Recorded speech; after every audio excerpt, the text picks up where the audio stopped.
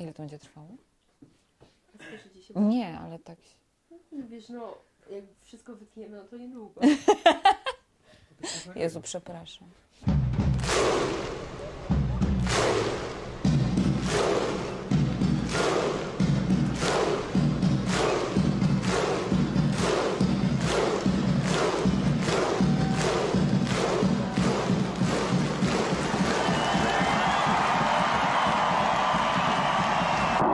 Cześć, jestem Ewa, zapraszam do obejrzenia kolejnego odcinka programu Polscy Wikingowie. Dzisiaj moim gościem Katarzyna Rabenda, organizatorka Wielkiej Orkiestry Świątecznej Pomocy na Islandii oraz nauczycielka języka polskiego. Siema Kasiu, chyba tak powinnam zacząć, zważając na to, że organizujesz Wielką Orkiestrę. Powiedz, jak to się zaczęło? Jak zostałaś organizatorką tej wielkiej imprezy? Było to bardzo takie miłe, nietypowe. Zaczęło się tutaj, piętro niżej. O, może tak. A jesteśmy w ambasadzie polskiej. Tak, w ambasadzie. Dokładnie. Wtedy był to konsulat. Pierwszy w ogóle rok działalności, więc wszyscy się tak spotykali, poznawali, z różnych miejsc przychodzili. Stara Polonia, Nowa Polonia, osoby, które tu już były wcześniej. No i między innymi była właśnie Magda z Keplawiku, ze Stowarzyszenia Polskiego. I właśnie tak jakoś w rozmowie wyszło, że ona miałaby ochotę zorganizować tutaj Wielką Orkiestrę. Ja oczywiście bardzo chętnie temat podjęłam. No i zaczęłyśmy, to był chyba maj, więc miałyśmy dużo czasu, żeby się tam z tym wszystkim zorganizować. No i zaczęłyśmy tak wstępnie. Na początku bardzo szkoła polska właśnie i nauczyciele brali w tym udział i tak, że tak powiem, w moim wieku osoby. Czyli młode. Czyli bardzo młode, tak. Tak, a później dołączały coraz młodsze osoby, właśnie między innymi uczniowie nasi, których gdzieś tam później poznawałam w trakcie pracy w szkole. Co jest najtrudniejsze w takiej organizacji? Początki są bardzo trudne. Tak, znaczy tak ogólnie, bo na początku wiadomo musiałyśmy wytłumaczyć co to, dlaczego. Jeżeli chcieliśmy wynająć salę i może mieć ją za darmo, no to w Polsce wiadomo, idziesz, mówisz WOŚP i wszyscy wiedzą o co chodzi, a tutaj a co, a jak.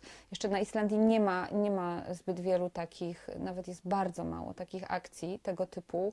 Tutaj wszelkie wsparcie bardzo często odbywa się, na przykład dostaje rachunki na konto, żeby wesprzeć tą czy tamtą organizację czy stowarzyszenie. Więc całe to tłumaczenie... Nie tego, żeby wrzucać do puszki, tak? Nie, raczej nie. Ja się też rzadko z tym spotkam, znaczy w sklepach gdzieś tam czasami, ale na taką skalę, że to było dla nich takie nowe, że o tak, i cała Polska, i wszyscy artyści, no cała Polska, tak, wszyscy artyści i zaangażowani praktycznie każdy od małego do dużego. Więc właśnie no, wytłumaczyć to wszystko Islandczykom. Nie mamy takiego wielkiego ich udziału, ale na przykład islandzcy artyści tam właśnie z biegiem czasu dołączali, koncertowali dla nas, grali z wielką przyjemnością. No też trudne było na początku, wiadomo, sponsorzy. No to najłatwiej szukać wśród Polaków, bo oni też wiedzą o co chodzi i wiedzą, że to jest dla nas ważne, więc pomagają. No ale no, teraz było tak, w tym roku o tyle trudno, że było nas bardzo mało, naprawdę. Było nas 4, takie stale zaangażowane, ten główny sztab i jeszcze też nie zawsze 4. Nie zawsze w tym samym czasie. Pieniędzy. Warto przypomnieć, ile to dokładnie było. Dokładnie. 1 600 000 Tak. koron, tak? Ponad 1 500 000. Prawie 1 600 000. Prawie 1 600 000, dokładnie. I znaczy teraz było o tyle łatwiej, że właśnie mamy już osoby, z którymi, że tak powiem, współpracujemy od tych 7 lat, bo to 7 lat temu, w 2011 był pierwszy finał. Więc to było troszkę łatwiejsze. Często sami się właśnie zgłaszają do nas ludzie i wydaje mi się, że to jest, że to jest właśnie WOŚP, tak, że nie chodzi o to, że ja muszę chodzić i prosić, słuchaj, czy wystąpisz, słuchaj, czy się dorzucisz, słuchaj, czy pomożesz, tylko po prostu ludzie sami się zgłaszają. No i tak właśnie było, że zgłaszali się i sponsorzy, i osoby, które chciały podarować jakieś fanty. Znaczy wiadomo, też Ewa wykonała z Akureyri ogromną pracę, jeżeli chodzi o sponsorów i o fanty. No ale też było dużo osób, które się tutaj same zgłaszały. Więc w tym roku było tak. I ty co roku I trudno, organizujesz i łatwo. WOŚP, tak? Jesteś Tak, główną organizatorką. Raz byłam szefem sztabu, ale no, mam spory udział. A czy możesz powiedzieć, że wśród Islandczyków, dzięki Tobie i Twoim znajomym, którzy pomagają Ci w organizacji, wzrosła świadomość na temat tej imprezy, że Islandczycy już mniej więcej kojarzą, czym jest WOŚP, czy to jeszcze za wcześnie? Wydaje mi się, że nie tak do końca. Niektórzy, na przykład policja, do której się zawsze zgłaszamy, kojarzy, co to jest WOŚP. Ale no nie wydaje mi się, że to nie jest tak popularne wśród nich. A czy Islandczycy lubią pomagać? Wspierać akcje charytatywne. Myślisz, że różnią się pod tym względem od Polaków? Nie, myślę, że nie. Myślę, że są pomocni na różnych szczeblach i płaszczyznach, tak? Że właśnie albo organizacyjnie, albo sala, albo jeżeli ktoś na przykład, dużo osób przyniosło fanty ze swojej firmy, czyli nie mogło być problemu z tym, że poszedł sobie do szefa Islandczyka i przyniósł nam na przykład bon ktoś, tak? Albo jakiś gadżet, albo... Także myślę, że jakoś specjalnie się nie napocił, więc był to taki też miły gest i pokazanie tego, że potrafią pomagać. My mieliśmy to szczęście i odwiedziliśmy Ciebie podczas Wielkiej Orkiestry Świątecznej Pomocy. Zobaczmy, jak to wyglądało.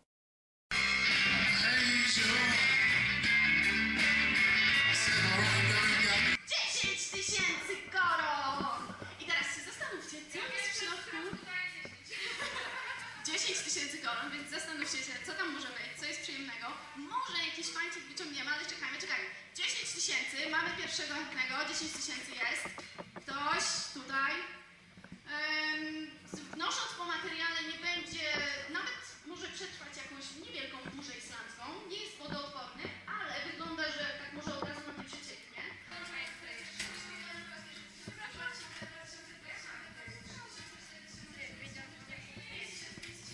Idący przez pokolenia, jak wciągana chemia. Nieważne jak daleko miałabym biec, by dogonić świat, który otacza mnie. Trzeba być... Kasiu, jesteś też nauczycielką języka polskiego w polskiej szkole. Tak. Powiedz mi, jak rozpoczęła się tutaj Twoja przygoda z nauką języka polskiego? Przygoda z nauką języka polskiego rozpoczęła się wraz z przyjazdem. Jak jechałam na Islandię, szczerze mówiąc, już sprawdziłam w internecie, czy jest polska szkoła, bo zawód wybrałam, bo lubię to. Znaczy tak mi się wydawało, że lubię to robić, później okazało się, że faktycznie lubię to robić, więc jak tutaj jechałam, to sprawdziłam, czy będę miała możliwość już od początku swój zawód wykonywać. Okazało się, że nie ma polskiej szkoły takiej typowej, sobotniej, które są właśnie praktycznie w każdym kraju. No, może nie w każdym, ale w większości europejskich na przykład i sprawnie działają. Więc jak przyjechałam, no to zaczęłam mówić o tym. Jeżeli kogoś tam spotykałam, poznawałam, to mówiłam. I to, jak właśnie rozpoczęła się moja przygoda ze szkołą, też się właśnie z tym wiąże, bo miałam przyjemność rozmawiać z panem Bartoszkiem, tłumaczem przysięgłym, autorem słowników. I tak zgłosiłam się do niego z prośbami o właśnie pomoc w języku. I to on kiedyś do mnie zadzwonił, że słuchaj, w ambasadzie, w konsulacie, przepraszam, jest jakieś spotkanie w sprawie polskiej szkoły, to może będziesz zainteresowana. No i oczywiście przyszłam i pierwszy pomysł był taki, żeby stworzyć tutaj punkt konsultacyjny, czyli taką jednostkę podległą szkole w Polsce, która organizuje właśnie edukację dla dzieci. To było głównie dla dzieci jakichś tam dyplomatów, pierwszy zamysł tej szkoły, no ale później jak emigracja się rozszerzała, w miarę rozszerzania, to powstało mnóstwo tych punktów konsultacyjnych i my też chcieliśmy tu taki stworzyć. Ale też chcieliśmy zacząć dzieci uczyć, więc po prostu zaczęliśmy uczyć, a całą te sprawy organizacyjne jakby w międzyczasie się odbywały, ale dostaliśmy odpowiedź odmowną. Więc dlaczego? Dlatego, że znaczy odpowiedź była taka, że oni odchodzą już, znaczy Ministerstwo Edukacji i Spraw Zagranicznych i ogólnie jednostka ORPEK odchodzi już od tworzenia nowych punktów konsultacyjnych, ponieważ chcą to przeorganizować. Ale nie było jeszcze jakby, my chyba byliśmy w takim momencie tej przeorganizowania, jeszcze nie było, nie powiedzieli nam konkretnie, co moglibyśmy zrobić. Więc pani wtedy obecna konsul, pani Danuta Szostak, która wcześniej była w Norwegii, podpowiedziała nam, żebyśmy się zastanowili nad stworzeniem po prostu stowarzyszenia, które szkołę poprowadzi. No i tak też zrobiliśmy i ja zostałam pierwszym dyrektorem tej szkoły i z Renatą Dziwik, wzruszyłam się. Nocami tworzyłyśmy statuty, systemy oceniania i tak dalej, żeby to wszystko sprawnie działało. Bardzo pomógł nam też właśnie pan Bartoszek, który nam islandzkie wersje zapewniał bezpłatnie, co było dla nas bardzo ważne, bo przez pierwszy rok pracowaliśmy zupełnie za darmo, więc wszyscy nauczyciele, którzy w soboty, praktycznie co sobotę przyjeżdżali do szkoły, no robili to za darmo. Więc wszelkie wsparcie. No, z konsulatu też otrzymaliśmy wsparcie, jakieś podręczniki, z których mogliśmy zacząć uczyć. Tutaj, gdzie jesteście teraz, było pusto. Tam stał komputer, biurko z komputerem i dostaliśmy kilka ławek. Teraz mamy bibliotekę, która ma 4000 książek, mamy 300 uczniów i jesteśmy w budynku największej szkoły w Reykjaviku, bo w innych się nie mieścimy. Gratuluję Ci, więc ja widzę, że jesteś taką inicjatorką. Sprawdzasz, czego nie ma, co warto byłoby stworzyć na Islandii i wprowadzasz projekty w życie i się udaje. Udaje się, faktycznie. W pierwszym odcinku, mam nadzieję, że widzowie pamiętają, poznaliśmy Tomasza Klapka, który lata na paralotni. Ty też masz wiele z nim wspólnego, tak, prawda? Tak. Pochwal się. Też latałam na paralotni. Może jeszcze kiedyś do tego wrócę. No, na razie mam malutką córeczkę, więc nie było wskazane przez jakiś czas, żeby latać, a teraz tak jakoś, jak już jest taki mały człowiek, to ciężko coś tak ekstremalnego czasami robić. To nie jest chyba taki typowy sport dla kobiet, tak? Przynajmniej jest taki stereotyp. Może, no bo to jest, no tak, to jest pewnie stereotyp, ale znam bardzo dużo kobiet, które lata. No ale to pewnie też dlatego, że sama to robiłam, więc miałam okazję. Ale mimo wszystko jest więcej. Nie tutaj. To jest no, droga, że tak powiem, zabawa. Więc w Polsce na pewno z moją pensją nauczyciela nie miałabym możliwości ani na zapłacenie sobie kursu, ani zakup sprzętu. Raczej nie. Co Cię do tego skłoniło, żeby zacząć się tym pasjonować w ogóle? Znajomi. Dużo spędzałam czasu właśnie z osobami, które latały, bawiły się skrzydłem, no więc chciałam spróbować. No i spróbowałam. Zapisałam się na kurs, później jeszcze robiłam drugi w Polsce, tak dla pewności, czy aby na pewno wszystko zrozumiałam, bo ten był po angielsku. A tam są czasami bardzo szczegółowe rzeczy, jeżeli chodzi o całą tą stronę techniczną. Tak. Powiedz mi, wrócisz jeszcze do Polski, czy już nie? Nie wiem, na razie się nie zanosi. Mam takie ciche marzenie, chciałam troszkę w Nowej Zelandii pomieszkać, bo tam jest bardzo podobnie, tylko cieplej. Aha, czyli wygodna trochę jest. W Islandii nie odpowiada ci pogoda? Znaczy, generalnie staramy się przynajmniej raz w roku wyjechać zimą stąd, Jest to bardzo pomocne. Robimy to chyba od 5 lat. Pomaga, bo jednak ta ciemność zimą, jeżeli coś się jeszcze do tego dołoży, jakieś inne problemy, to może być ciężko. No, pierwszej zimy nie pamiętam, bo zakładałam polską szkołę, więc jakby nie miałam czasu na żadne smutki z powodu tego, że jest ciemno. No ale później to już tak różnie było. No, da się to odczuć, ale na przykład już od stycznia mam wrażenie, że odczuwam każdą przybywającą minutę. Tak jakoś wewnętrznie czuję, że znowu jest dłużej jasno. I to tak gdzieś tam we mnie jest, a później to już jest w ogóle Mówi się, że jasno. sporo osób w tym okresie zimowym już dosięga depresja. Czy tak jest naprawdę? Tutaj na Islandii? Jest, znaczy ale to trzeba mieć, no naprawdę, to się musi coś na to złożyć i musi być też osoba, która jakby się temu poddaje, bo na pewno osoba, która ma się czym zająć, tak, i nie ma predyspozycji, nazwijmy to, do popadania w takie nastroje, bo znaczy wiem, depresja to nie choroba, nie nastrój, ale są osoby, które jakby tak smutnieją, powiedzmy, w tym okresie i wyłączają się i taką mają okres takiej półwegetacji, powiedzmy. Tak, to prawda. Ale jeżeli jest coś do roboty, to Ty masz na przykład pracę, WOŚP. więc można... Albo WOŚP. pół zimy zajmuje. Zajmujesz się też Stowarzyszeniem Winda. Tak, jak tak. wspomniałaś, opowiedz mi troszkę o tym.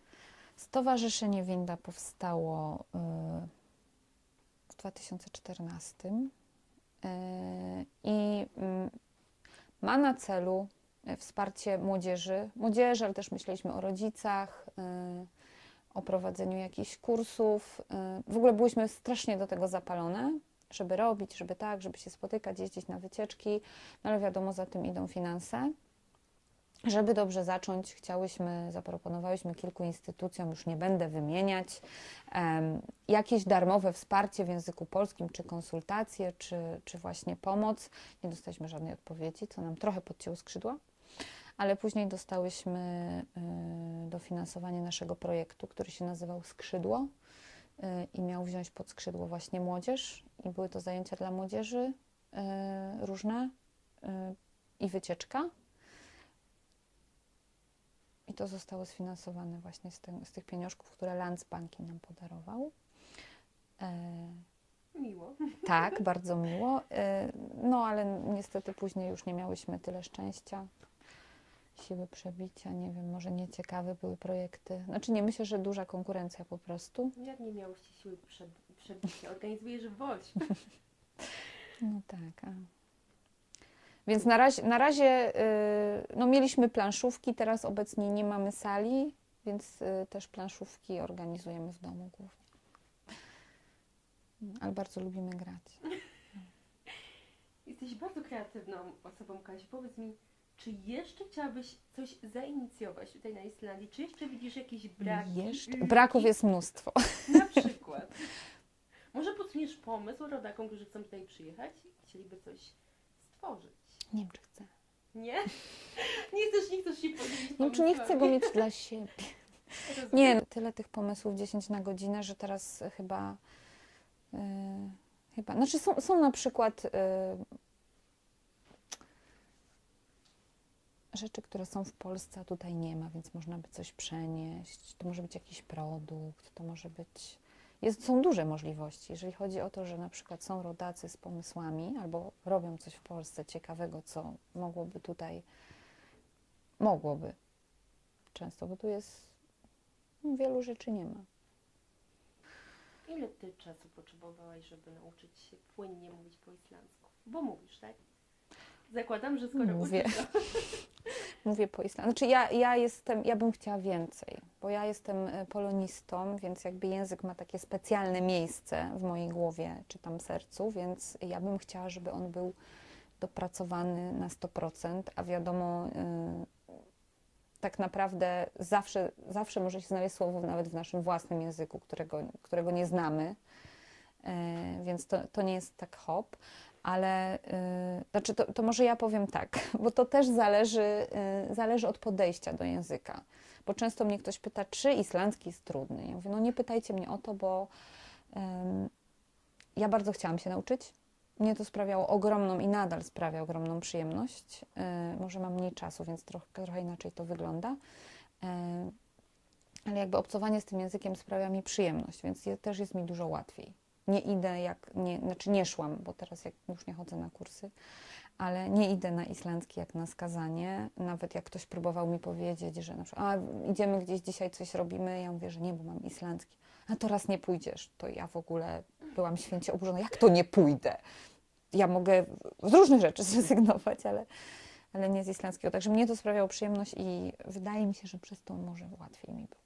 A nie uważasz, że Polacy są negatywnie nastawieni do języka? Właśnie to, o czym mówiłaś, że czy islandzki Bardzo jest trudny? często. Ja często słyszę, że nie da się nauczyć tego języka, jest taki trudny i tak dalej. Znaczy ja ogólnie zawsze powtarzam, że jestem bardzo szczęśliwa, że ja znam język polski i nie muszę się go uczyć, bo moim zdaniem jest trudniejszy niż islandzki.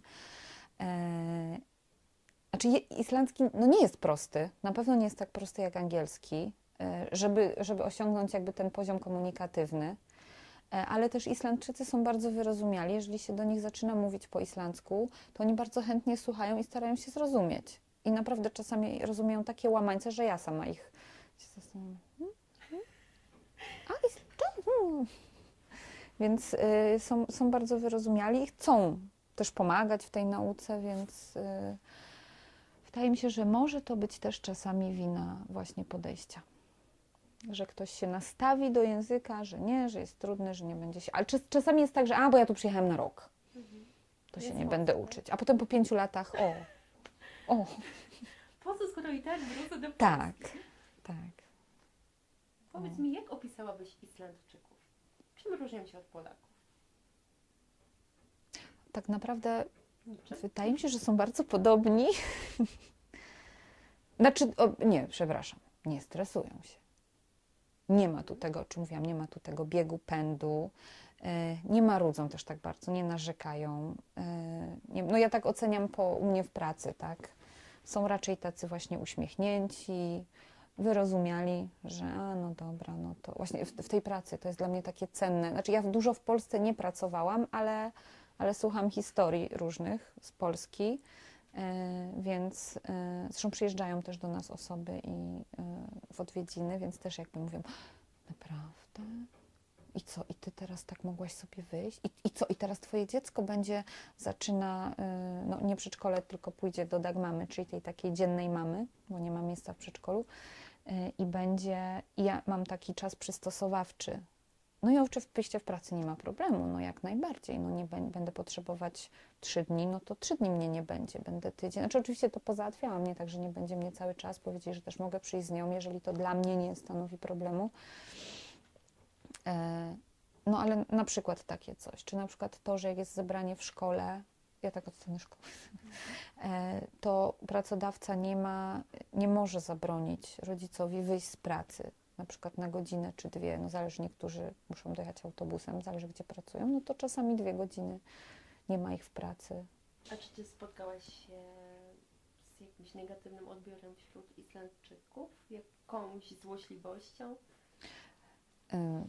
Pytano mnie o to pół roku temu i powiedziałam, że nigdy ja personalnie, bo słyszałam od innych osób, nie spotkałam się z niczym. I nie minął tydzień. Dobrze, że się spotkałeś, zmienisz zdanie. Ale znaczy to też tak nie do końca, bo to nie chodziło o odbiór Polaków, to chodziło o język. My mamy, jest jeszcze jedna koleżanka, nauczycielka Polka i mamy też dziewczyny, które pracują tam u nas, więc było nas dokładnie 3 w pokoju nauczycielskim. I znaczy oczywiście jedna się uczy islandzkiego i ona sama powiedziała, że bardzo prosi, żeby do niej po islandzku, ale wiadomo, że jak się spotkamy we trójkę, to nie chcemy szybko sobie coś tam opowiedzieć czy o czymś porozmawiać, to nie będziemy tego robić w języku islandzkim. I jedna pani nagle mówi, że możemy sobie ekki tala íslensku, ekki tala polsku heima. czyli w domu, a tu w pracy nie. A ja zdębiałam, naprawdę, ponieważ nic takiego nie zdarzyło mi się przez te 9 lat. Nawet nie wiedziałam, jak się zachować. Bo było mi i przykro, i byłam zła, i naprawdę strasznie źle się poczułam, ale też taka jakby, no nie wiem, zaskoczona. Nie wiem, dalej nie potrafię tego opisać. I wyszłam. Jak dumna. Wyszłam, bo naprawdę nie wiedziałam, co zrobić. Koleżanka druga no jakoś tam z tego wybrnęła. Powiedziała, że ona nie będzie z Polakami rozmawiać po islandzku i nie jest to istotne, czy jest w domu, czy nie. No ale nas to tak trochę zaskoczyło. Tym bardziej, że w tej szkole, w której pracuję, jest dużo też dzieci obcego pochodzenia i są pracownicy i są nauczyciele z różnych krajów, więc to było takie zaskakujące. Ale to też nowa osoba, więc może nie była jakby przyzwyczajona do tego. Może chciała zażartować i jej się nie udało. Nie wiem, bo nie będę z nią na ten temat rozmawiać. Ale to też nam jakby tak bardziej uświadomiło, znaczy nam może nie, bo my jesteśmy tego świadome, ale to może uświadomić, jak się czuje na przykład taki młody człowiek, który przychodzi do szkoły i ktoś mu na przykład mówi, że ma nie mówić teraz po polsku, albo z kolegą nie rozmawiać, bo takie sytuacje wiem, że się zdarzają, że oni się mają teraz tu uczyć islandzkiego, a w szkole a w domu sobie mogą po polsku, a w szkole to po islandzku. No ale to też tak nie do końca, bo jak jest ktoś miesiąc na Islandii, to nie będzie z polskim kolegą rozmawiał po islandzku. Bo wiadomo, że nie jest w stanie, a poza tym, jak to się mówi, język ojczysty jest językiem uczuć, więc to jest pierwszy język, który przychodzi do głowy, jeżeli chce się porozmawiać na takie, nie wiem, jakieś swoje tematy. Kasiu, co masz w sobie z wikinga? Uszy z elfa mam. Wychodzą mi spod włosów czasami. Nie, z wikinga.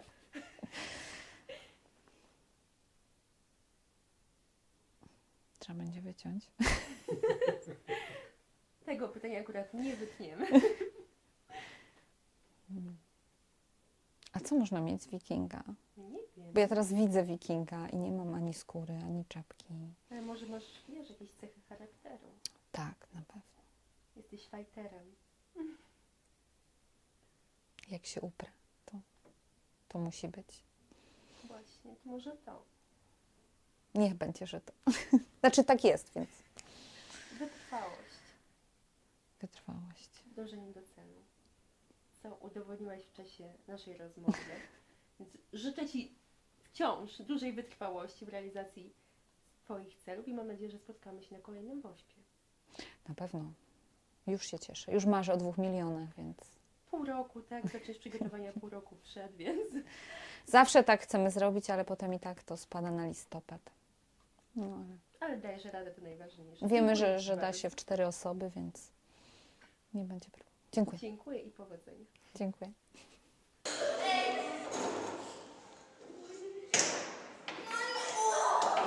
To jakoś tak jeszcze bardziej wzmacnia tą Polskę we mnie i że na pewno nie zapomnę o tym, że jestem z Polski. Bardzo, bardzo. Ja sobie nie wyobrażam, że mogłabym wykonywać jakikolwiek inny zawód. To mi daje szczęście i wydaje mi się, że